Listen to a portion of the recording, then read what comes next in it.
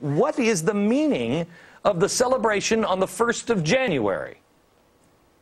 Anybody? One. The Constitution states that not until 1808 can you abolish the African slave trade. So that is a date, January 1st. Abraham Lincoln actually talks about it in hot haste. They put that law into effect. Okay. How many people knew that? Do you know when? Now remember, England is known for abolishing the slave trade peacefully, etc., etc. They did it in 1807. They didn't abolish slavery, just the trade of slaves, in 1807. We did it in 1808. They beat us by a year, but David, they actually didn't beat us by a year because we wrote that provision back in 1787 at the Constitutional Convention.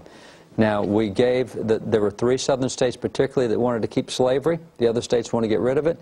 And the 3 states said, if you'll give us a little bit of time, we'll do this. I said, okay, we'll give you 20 years, then we want it done. We want it gone. And that was supposed to be the time. So back in 1787, that's what they planned for this date. David, when did this history start to get erased? When did we lose? Because it was done for a reason. Yeah. There's no way that systematically this can be, you know, there's some things that you can lose. Oh, I didn't know that fact, or I didn't know that fact. But this is like the Statue of Liberty standing there. Yeah. And everybody's like, I don't know what that big lady is. And nobody knowing. That's right. And in fact, it's not only that we don't know who the big lady is. We're like, you know who that big lady is? She is the president of Halloween Town. And she comes and she takes your children with a torch. I mean, that's almost what it is. Yeah. We have not just forgotten history, we have turned it upside down to use it to hate each other. There was a whole period of time, Founding Fathers passed anti-slave law after anti-slave law. 1789, they abolished slavery in any new territory. You couldn't become part of the United States if you had slavery. 1794, they banned the exportation of slaves. 1808, they banned the importation of slaves and slave trade. They're going through really great. 1820, Congress starts passing laws. They said, you remember that law the founders said about no states having slaves? We don't like that. We're going to repeal that. So they repealed the 1789 law, put in the Missouri Compromise, said if you come in with the free state, you got to come in the slave state. So the next 12 states that came in were mixed. Then they keep repealing laws, and they get to the 1850, the Fugitive Slave Law, 1850 Kansas-Nebraska Act. They're becoming more and more pro-slavery. So to do that, they do what people today have to do, and that is you have to rewrite history to justify your agenda. I was in, this is maybe a year or so ago, and maybe probably about 2 years now, maybe. And I'm just starting to learn my history, and really starting to be really curious about all of this stuff in American history. And I just accepted the line, that I had learned in school. And I found myself down in, I think, Richmond, Virginia. Is that where the Confederate Museum is? It's one of the museums, sure. And I'm down there, and I'm in the gift shop, and I'm looking for a Confederate Constitution. And, I don't know if you've ever seen those, where you get the Constitution or the Declaration of Independence, and it's in a little envelope, and it's like all that really crappy parchment paper. And that's what I'm looking for. And the guy who's with me, I said, I got to find the Confederate Constitution. I want to read it. And so he just goes to the curator of the museum. And he says, do you have a copy of the Confederate Constitution? Glenn Beck is here, and he'd like to read it. And the guy says, oh, sure, absolutely. Next thing I know, he's like, yeah, well, it's upstairs. I'm like, okay, you keep the little envelopes upstairs, okay. I go up, and he takes out a box, and it's the original Constitution. And he rolls it out onto the table, and I'm like, I may have jam on my hands. I don't think this is not a good idea. But I read it, and I actually look at all of it, and I read it. It was clearly, this wasn't about state rights. This was clearly about slavery. It was. You can say whatever you want about state rights. It wasn't about state rights when to join the Confederacy, you had to be a slave state. And you couldn't stay in the Confederacy if you ended slavery.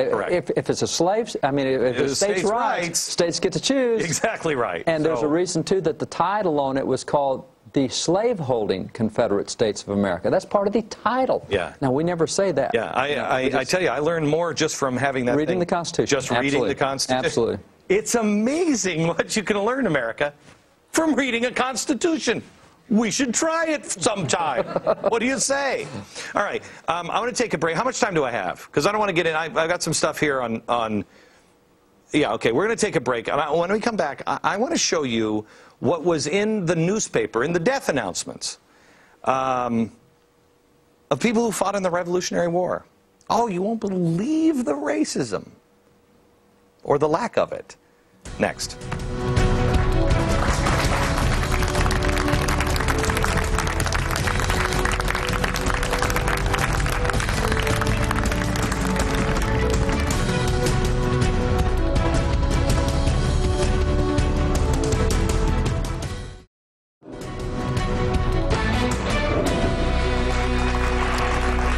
With David Barton, founder and president of Wall Builders. He's an amazing guy, because you can, when I get on and I say, here's what I think is going on, you can dispute that all you want, because that's my opinion. But when we talk about history and you can produce the documents, and that's why I really believe David Barton is one of the most important people in America to save America today, because he'll give you his opinion, but he'll produce the documents to show you the fact. What was the relationship of our founders with African Americans? It depends on where you were. If you're in the South, it's a different relationship, right? It was. But our founders, the ones that really put everything together, they came from a world where we don't even understand it. We're striving to get back to this place, are we not? We are.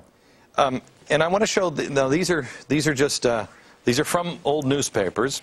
This one is Caesar Glover, a colored man supposed to be about 80 years of age. This is a obituary. Obituary.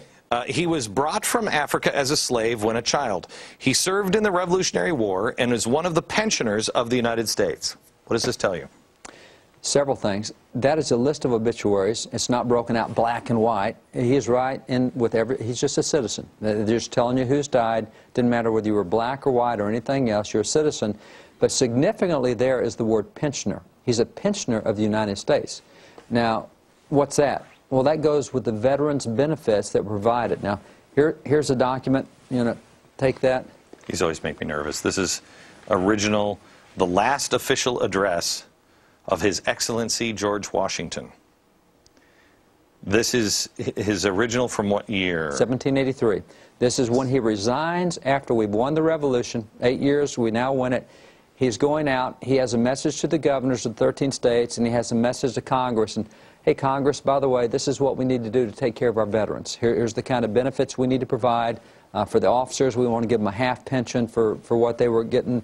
And so this is the first Veterans Benefit Bill program that Washington sets forth. Okay. Tell me about the classes of African American and Exactly. whites. He's a pensioner of the United States. He's not a white pensioner or a black pensioner. He's a soldier. He served his country. He gets the pension. We didn't have. So there's no discussion of color in this at all. Not at all. Everybody. As a matter of fact, we talked about Crispus Attucks earlier, who first guy shot down in the American Revolution. He was black. The other 4 guys shot down that day were white. He was laid in state at Faneuil Hall and laid in state for 4 days there for everybody to see. Now there's a black laying in state. No paper ever even mentioned that he was black. It was not an issue. He was a guy who got shot down standing up for his country. And so these 5 guys got shot down. It wasn't until we got into the racism preceding the Civil War that the abolitionists had to say, hey, remember, our first martyr here was a black American. Nobody cared about it back in the early days because he is a soldier who fought for his country. He's a patriot. He laid in state right there. Okay, this one is... at Providence, at an advanced age, Bristol Rhodes, a black man of the late Revolutionary Army, in which he long served with deserved reputation. At the siege of Yorktown, he was severely wounded, having unfortunately lost a leg and an arm, and has since assisted on pension. Same story. Same story. A colored man named Henry Hill died at Chillicothe not long since the age of 80 years. He served faithfully in the Revolutionary War and was a participant in the battles of Lexington, Brandywine, Monmouth, and Princeton and Yorktown. He was interned with honors of the war. What does that mean? Not only a pension, but he got a full military funeral as any veteran would get. So that's a military funeral with all the honors that go with being a veteran. How many people here had any idea that our founders, the people at this time, would take a African American and bury them with the full military rights and honors? Anybody here believe that before just now? Your wife. That's amazing. Yeah. That's amazing.